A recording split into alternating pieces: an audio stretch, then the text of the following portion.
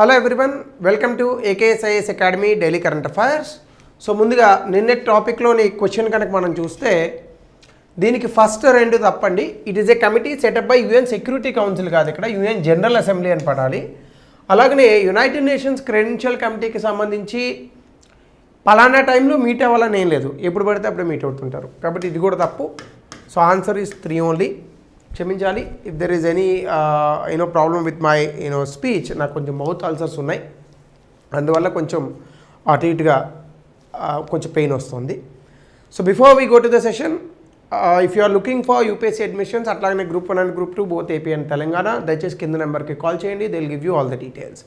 ఇంకా ఈరోజు టాపిక్ అందరికీ తెలిసిన టాపికే, ఎల్పిజి క్రైసిస్ ఇన్ ఇండియా. సడన్గా ఇరాన్, అమెరికా, ఇజ్రాయిల్ యుద్ధం స్టార్ట్ అయిన తర్వాత భారతదేశానికి అందరూ పెట్రోల్ ప్రాబ్లమ్స్ వస్తాయని అనుకున్నారు, కానీ అనూహ్యంగా ఎల్పిజి క్రైసిస్ ప్రాబ్లమ్స్ వచ్చాయి.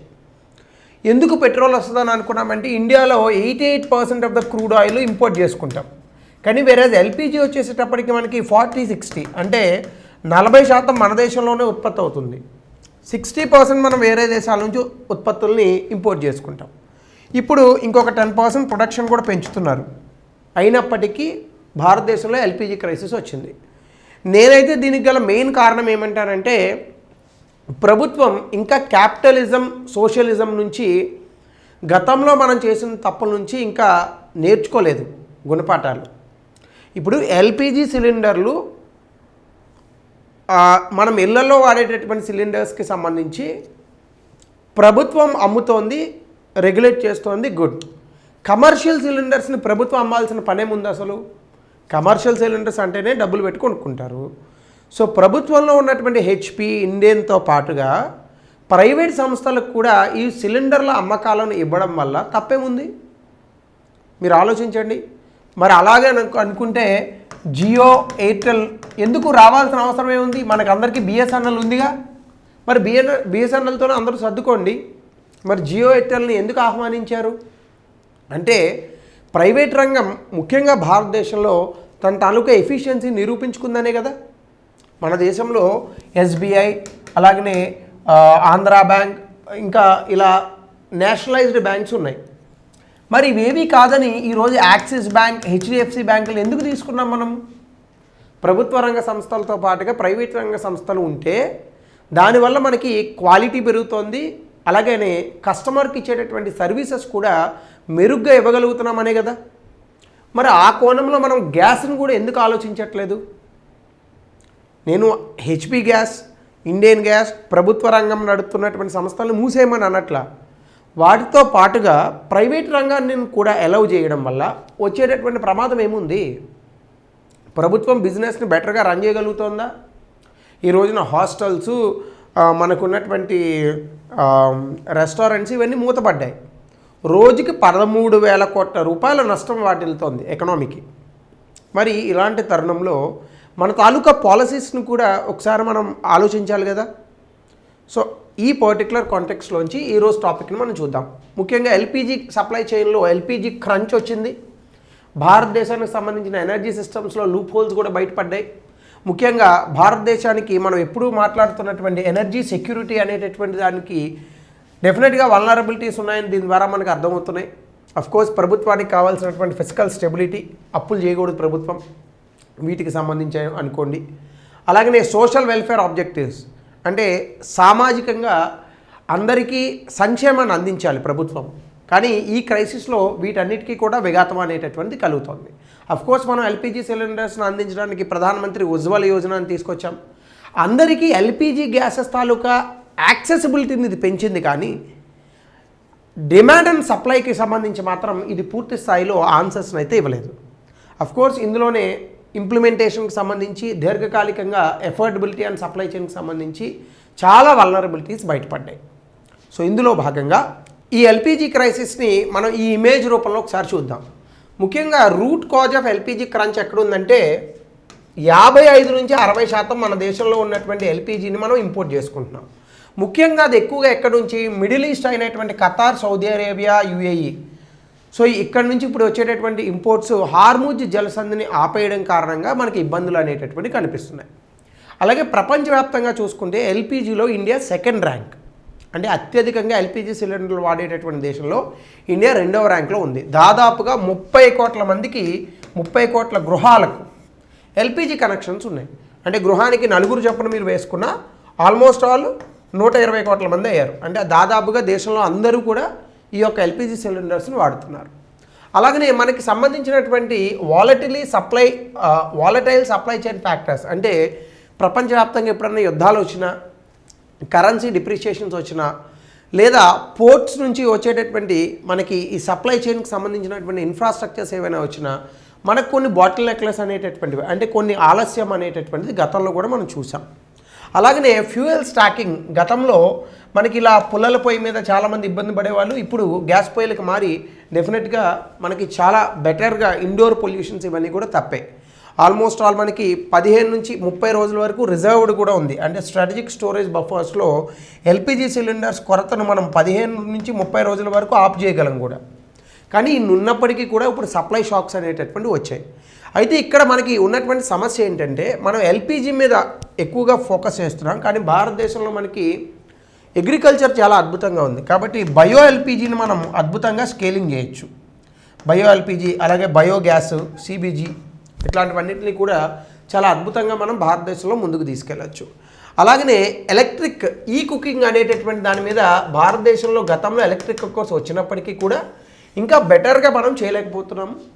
సో వీటికి సంబంధించి కూడా మనం కనుక కుకింగ్ని కనుక కొంచెం స్కేలింగ్ చేయగలిగితే ఎల్పిజి సిలిండర్స్ మీద ఉండేటటువంటి స్ట్రెస్ తగ్గుతుంది. అయితే ఈరోజు జనరల్గా మనం ఈ కాన్సెప్ట్ని, అసలు ఎల్పిజి క్రైసిస్ అనేటటువంటిది ఎందుకు వచ్చింది అంటే, మనం అత్యధికంగా ఎల్పిజి అనేటటువంటి దాన్ని దిగుమతుల మీద ఆధారపడ్డాము. సో అత్యధికంగా దిగుమతులు అనేటటువంటివి మనకు ఉన్నాయి, ఎల్పిజి దిగుమతులు. సో ఈ ఎల్పిజి దిగుమతులు ముఖ్యంగా మిడిల్ ఈస్ట్ కంట్రీస్ నుంచి ఉండడం వల్ల, ఖతర్, యుఏఈ, కువైట్ ఇలాంటి దేశాల నుంచి ఉండడం వల్ల ఇప్పుడు అక్కడ జరుగుతున్నటువంటి యుద్ధం కారణంగా మనకి ఈ ఎల్పిజి దిగుమతులు అనేటటువంటివి ఇబ్బందులు ఉన్నాయి.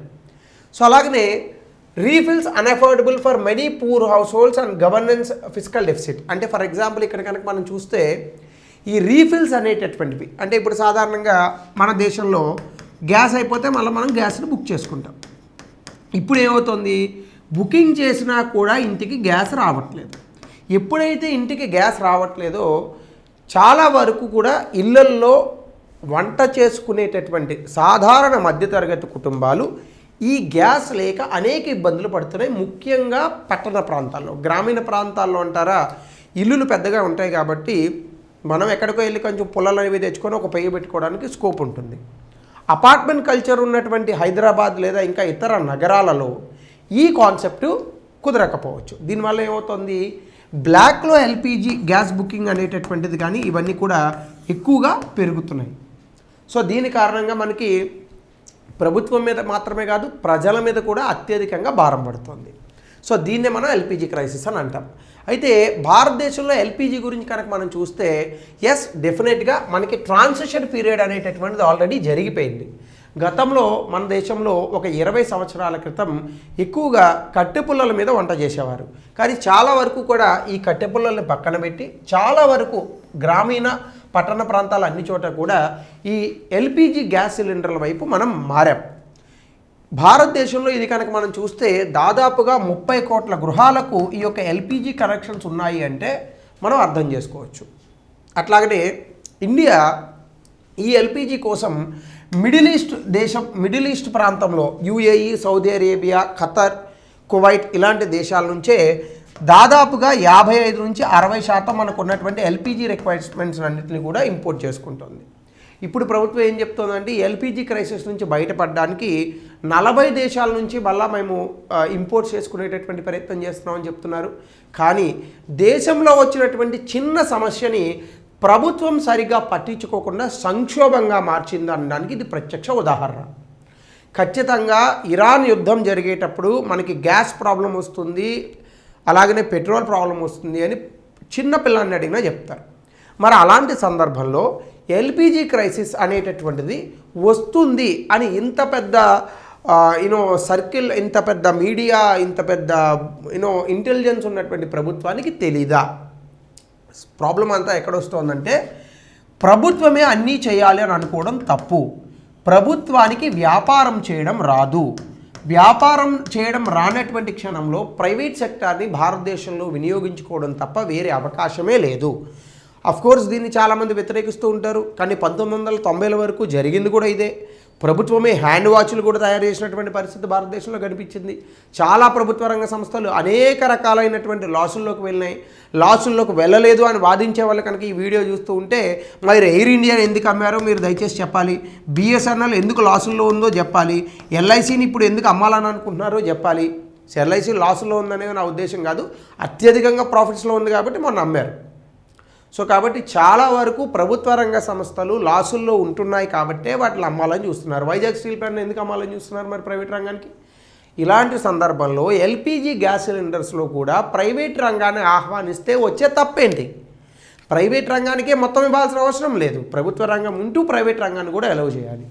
సో అలాగనే ఈ క్రంచ్ అసలు ఎందుకు వచ్చింది అంటే first of all combination of కొన్ని ఫ్యాక్టర్స్ ఉన్నాయి ప్రపంచవ్యాప్తంగా, అలాగే దేశంలో కూడా. ఒకటి, మిడిల్ ఈస్ట్లో యుద్ధం జరుగుతోంది, ముఖ్యంగా హార్ముజ్ జలసంధిని మూసేశారు.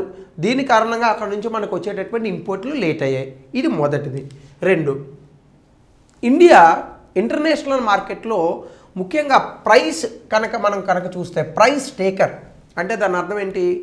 ప్రపంచవ్యాప్తంగా గ్యాస్ ధరలు పెరిగితే భారతదేశంలో కూడా పెరగాలి. ముఖ్యంగా సౌదీలో ఎరామ్కో కాంట్రాక్ట్ ప్రైస్ అని ఒకటి ఉంటుంది. ఇది ప్రపంచవ్యాప్తంగా ఎల్పిజి గ్యాస్ ధరలకు బెంచ్ మార్క్ ప్రైస్ అన్నమాట.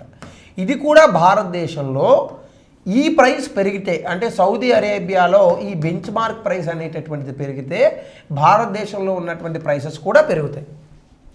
ఇది మరొక అంశం.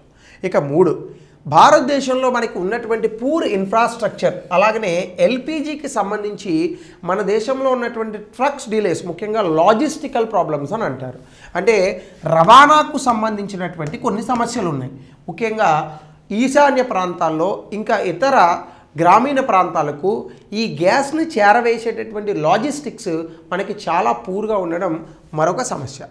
అలాగే మీ అందరికీ తెలుసు, డాలర్తో రూపాయి మార్క్ విలువ దాదాపుగా 92 రూపాయలు దాటినటువంటి తరుణంలో ఎల్పిజి క్రైసిస్కి ఇది కాస్త దోహదపడింది. ఎందుకంటే ఎల్పిజి సిలిండర్స్ని తెచ్చుకోవడంలో ప్రభుత్వం తాలూకా ఇంపోర్ట్ బిల్ అనేటటువంటిది కూడా ఇందులో పెరిగింది. సో అలాగనే ఇక్కడ కొన్ని ఇతర డైమెన్షన్స్ కూడా ఉన్నాయి. అంటే మల్టీ డైమెన్షనల్ ఇంపాక్ట్, ఈ ఎల్పిజి క్రైసిస్ రావడం వల్ల దీని యొక్క ప్రభావం ఎంత? ముందుగా సామాజికంగా దీని యొక్క ప్రభావం ఖచ్చితంగా ఎల్పిజి అనేటటువంటిది ఎప్పుడైతే ఖర్చు పెరిగిందో లేదా దొరకదో ఖచ్చితంగా గృహాల్లో ఉన్నటువంటి వ్యక్తులు వంట అనేటటువంటి దానికోసం ఇంట్లో కట్టెపుల్లలు తెచ్చుకోవాల్సినటువంటి పరిస్థితి. దీని కారణంగా మనకి ఏమవుతుంది, ఈ ఫైర్ వుడ్ని ఎల్పిజి ప్లేస్లో వాడతారు. దీని కారణంగా కొన్ని శ్వాసకోశ సంబంధిత వ్యాధులు వస్తాయి. కళ్ళల్లో చుక్లాలని అంటారు, క్యాట్రాక్ట్స్ అని అంటారు, ఇవి కూడా వచ్చేటటువంటి అవకాశం ఉంది. అలాగనే ఇండోర్ పొల్యూషన్ పెరిగిపోయి కొంతమంది మరణించేటటువంటి అవకాశాలు కూడా ఉన్నాయి. అలాగే జెండర్ బర్డెన్, ఎక్కువగా ఎల్పిజి క్రంచ్ రావడం వల్ల ఎక్కువగా ఇబ్బంది పడే వాళ్ళు ఎవరైనా ఇంట్లో ఆడవాళ్ళు. ఎందుకంటే వంట చేయాల్సినటువంటి పరిస్థితి వాళ్ళదే, ఈ యొక్క పుల్లలు ఇవన్నీ తేవాల్సినటువంటి పరిస్థితి వాళ్ళదే. పిచ్చిదాన్నే కట్టె పుల్లలు ఏరుతున్నానా అనుకుంటున్నావా కట్టప్ప అన్నట్టు ఉంటుంది పరిస్థితి ఇక్కడ. సో అట్లానే మనకి women spend more time collecting firewood. So ఆడవారి యొక్క సమయం కూడా ముఖ్యంగా గ్రామీణ ప్రాంతాల్లో చాలా వరకు వేస్ట్ అయ్యేటటువంటి పరిస్థితి. అలాగనే ఎడ్యుకేషన్ అండ్ లేబర్ ఫోర్స్లో ఉమెన్ తాలూకా పార్టిసిపేషన్ దీని కారణంగా తగ్గేటటువంటి అవకాశం ఉంది. ఇది సామాజిక కోణం. ఇక ఆర్థిక కోణంలోకి కనుక మనం వెళ్తే, ఒకటి ప్రభుత్వం తాలూకా ఫిస్కల్ డెఫిసిట్, అంటే ప్రభుత్వం కూడా ఇప్పుడు ఏమవుతుంది, కొంచెం పేదవాళ్ళకి తక్కువ రేట్లోనే ఎల్పిజి అందించాలి కాబట్టి ఈ ఎల్పిజిని అందించేటటువంటి క్రమంలో గవర్నమెంట్ ఎక్కువగా సబ్సిడీలు ఇవ్వాల్సి వస్తుంది. దీనివల్ల ప్రభుత్వానికి బర్డెన్ అనేటటువంటిది పెరుగుతుంది. దీని కారణంగా ప్రభుత్వం ఎక్కువగా డబ్బులు ఖర్చు పెట్టాలి. ఇలా ఎక్కువ ఎప్పుడైతే డబ్బులు ఖర్చు పెట్టిందో మౌలిక సదుపాయాలు, విద్య ఇలాంటి వాటిపైన ప్రభుత్వం ఖర్చు పెట్టేటటువంటి డబ్బు తగ్గుతుంది. అలాగే oil marketing companies, LPG prices అనేటటువంటివి కనుక if LPG prices are not increased despite global price hikes, అంటే ప్రపంచవ్యాప్తంగా ఉన్నటువంటి ఎల్పిజి యొక్క ధరలు పెరిగినా భారతదేశంలో కనుక పెంచకపోతే ఈ యొక్క oil companies, Bharat petroleum, Hindustan petroleum, Indian oil corporation వీళ్ళందరూ కూడా చాలా ఎక్కువగా ఇబ్బంది పడతారు. వాళ్ళ తాలూకా పెట్టుబడులు ఇవన్నీ కూడా ఇబ్బందులు పడతాయి. వాళ్ళు లాసుల్లోకి వెళ్ళేటటువంటి ప్రమాదం ఉంటుంది. 3 ఎల్పిజి కారణంగా కన్జ్యూమర్ ప్రైస్ ఇండెక్స్, ఎల్పిజి అనేటటువంటిది సిపిఐలో చాలా ఇంపార్టెంట్ కాంపోనెంట్. డబ్ల్యూపిఐలో పెద్దగా ఉండదు కానీ సిపిఐలో ఉంటుంది. దీని కారణంగా అనుకోనటువంటి ద్రవ్యోల్బణం అనేటటువంటిది వచ్చేటటువంటి ప్రమాదం ఉంది. ఇది రీటైల్ ఇన్ఫ్లేషన్కు దోహదపడి భారతదేశంలో ధరలు పెరగవచ్చు. ఇది ఆర్థిక కోణం. ఇక 3 స్ట్రాటజిక్ డైమెన్షన్ అంటే వ్యూహాత్మకమైనటువంటి కోణం. మనం ఎక్కువగా మిడిల్ ఈస్ట్ మీద ఆధారపడుతున్నాం. ఒకే ప్రాంతం మీద ఇలా ఎక్కువగా ఆధారపడడం వల్ల మనకి ఎప్పుడైనా ఈ ప్రాంతంలో యుద్ధాలు ఇలాంటివి జరిగితే ఇలాంటి ప్రమాదాలే వస్తాయి అనేటటువంటిది గ్రహించాము ఇప్పుడు. సో దీని కారణంగా మనకి ఇప్పుడు ప్రాబ్లం ఏమొచ్చింది, పెట్రోల్కి మనకి ఇండియా డెఫినెట్గా స్ట్రాటజిక్ పెట్రోలియం రిజర్వ్స్ ఉన్నాయి. కానీ మిగతా దేశాలతో పోలిస్తే అంటే అమెరికా, అలాగనే యూకే, ఫ్రాన్స్ ఇలాంటి దేశాలతో పోలిస్తే మన స్ట్రాటజిక్ పెట్రోలియం రిజర్వ్స్ కానీ గ్యాస్ రిజర్వ్స్ కానీ అంత అద్భుతంగా లేవు. దీని కారణంగా మనకి ఏమవుతుంది, ప్రపంచంలో కనుక యుద్ధాలు ఇలాంటి పరిస్థితులు కనుక వస్తే సప్లై డిస్రప్షన్స్ అనేటటువంటివి ఎక్కువగా జరిగి భారతదేశంలో ఉన్న 140 కోట్ల మంది ప్రజలు కూడా ఇబ్బంది పడేటటువంటి అవకాశాలే ఎక్కువ. ఇవన్నీ మనం గ్రహించాల్సినటువంటి అంశాలు. సో ఇందులోనే మనం ఈ క్రైసిస్ నుంచి ఏం నేర్చుకోవాలి? First of all access is not usage. అంటే పిఎం ఉజ్వల యోజన అనేటటువంటి ప్రోగ్రాం ద్వారా 30 కోట్ల మందికి ఎల్పిజి గ్యాస్ కనెక్షన్స్ ఇచ్చామని జబ్బలు చర్చుకుంటే అది నిజమైనటువంటి విజయము కాదు. అందరికీ ఎల్పిజి కనెక్షన్స్ ఇవ్వడం గొప్ప కాదు. ఇచ్చినటువంటి కనెక్షన్స్కి ఇబ్బంది లేకుండా ఎటువంటి పరిస్థితుల్లోనైనా సప్లై అనేటటువంటి దాన్ని ఇవ్వడమే గొప్ప. ఇది మొదటిది. 2 ఇన్ఫ్రాస్ట్రక్చర్ మస్ట్ లీడ్ డిమాండ్. అంటే మన దేశంలో ఈ యొక్క ఎల్పిజి సిలిండర్స్కి సంబంధించి ఎంత డిమాండ్ అయితే ఉందో దానికి తగినటువంటి మౌలిక సదుపాయాల కల్పన చాలా అవసరము. ముఖ్యంగా కాండ్లా గోరఖ్పూర్ మధ్యలో పైప్ లైన్స్ వేశారు. ఇట్లాంటివి కూడా మనం కొంచెం ఆలోచించాలి. అలాగే expansion of bottling plants and pipe line networks దేశమంతటా కూడా అది వీటిని ఎక్కువగా చేసేటటువంటి ప్రయత్నం చేయాలి.